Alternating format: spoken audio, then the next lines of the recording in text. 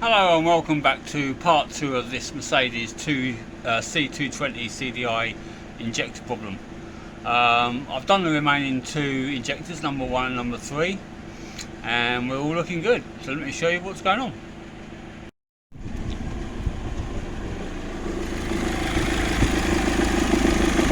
As you can see,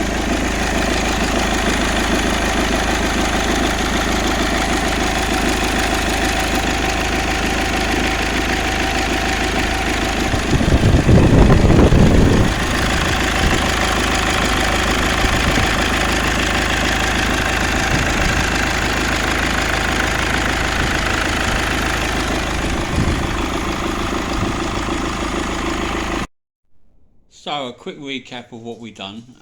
All four injectors had snapped the original 6mm stretch bolts that we done originally.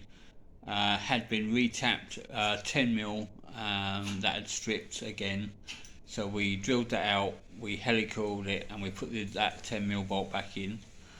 Then we found that number 1 and 3 were leaking, so I took those out. Number 1 had been retapped an 8mm. The thread was good on that, it just needed reseating, so I took I cut a new seat for the injector, put that back, tightened it all down. That's good. Number 3 had been heli-coiled before, I believe, to fit a 10mm bolt.